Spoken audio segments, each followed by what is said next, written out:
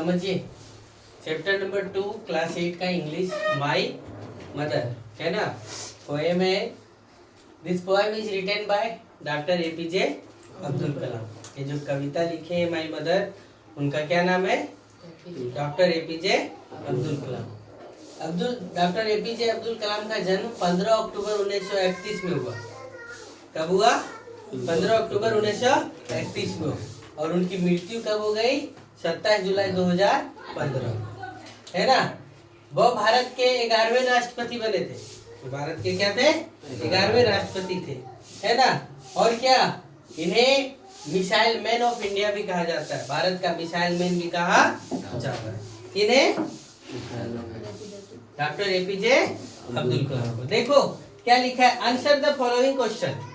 पहला क्वेश्चन लिखा है, which place of childhood does the poet recall in this poem. एक कविता में, इस कविता में कवि किस स्थान के बारे में बात किया है? तो the poet recall his childhood days. कविता में जो कवि है वो अपने बचपन के दिनों को याद किया है। और कहाँ पर? In Rameswaram where he used to live, है ना। किस जगह की बारे में बात किया है? रामेश्वरम की बात किया है, जहाँ पर वो क्या करते थे? रहते थे।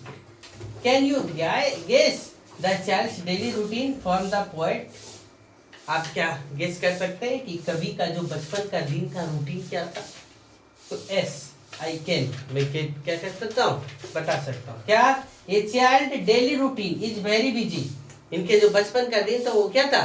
बहुत व्यस्त था। ही जनरली वोक एट 4 o'clock। वो सुबह कितना बजे? 4 बजे उठ जाते थे। In the morning take bath to take lesson. पढ़ते थे और स्नान कर लेते थे, है ना। और from his teacher Swami Narayan at 5:30 AM। और जो इन लोग का जो क्या पढ़ाई होता था वो सुबह 5:30 बजे तक complete. Then he goes to the railway station. इसके बाद कहाँ पे चल जाते थे? Railway station at the Rameswaram to distribute the newspaper. और क्या कर जाते थे? पत्र यानी पेपर बांटने के लिए चले जाते थे। At 8 AM then he returned to home to take breakfast, है ना। घर आते थे और नाश्ता करते थे। Then he goes to school. इसके बाद कहाँ चला जाते थे? स्कूल चले जाते थे। इसके बाद देखो तीसरा नंबर क्वेश्चन क्या है, what is the feeling of that poet for his mother. कविता में कवि को अपनी माँ को लेकर के क्या फीलिंग है वो बताइए। The poet is very much affected by care of his mother, है ना। कविता में कवि अपने माँ के प्रति क्या है? बहुत प्रेम है। So he is a great love and affection for his mother, है ना। अपने माँ के प्रति उनका क्या? बहुत ज्यादा प्रभाव है। ही से दैट, वो कहते हैं, his mother gave him all the support in time to need। मेरी माँ मुझे क्या करती है? तो हर वक्त हमें जब जरूरत हो तो सपोर्ट करती है। फिर चौथा question, what does the child mention about his mother's caring hands. इस कविता में कवि माँ के, है ना, देखभाल के प्रति क्या बताए हैं?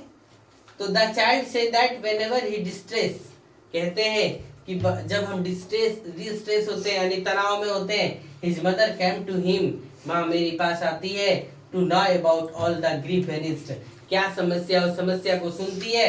When his mother put her caring hand, है ना, जब माँ अपने क्या करती है? देखने के लिए, सुनने के लिए अपनी हाथ को बताती है। व्हेन हिज हेड, कहाँ पर? सर पर। ही फील्स दैट, वो अनुभव करते हैं, she is a source of inspiration, है ना। तो ये समझते हैं कि ये जो क्या है, मेरे लिए हमको इंस्पायर करने का क्या एंड होप, आशा दिलाती है। इसके बाद पांचवा नंबर है, what does the child say that he will meet his mother again, है ना।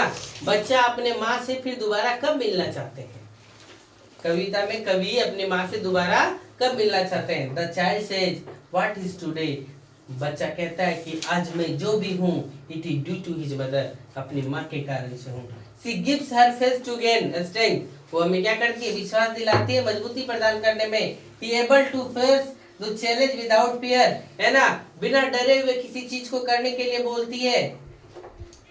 सो he wants to meet his dead mother, वो अपनी मरी हुई माँ से क्या मिलना चाहते हैं? कब? वंस अगेन, कब? At the time of the great judgment day, कब मिलना चाहते हैं? तो ग्रेट जजमेंट डे के दिन क्या अपनी माँ से दोबारा मिलना चाहते हैं। ये आप लोग का क्या था? माई मदर का आंसर क्वेश्चन था। चलिए ठीक है।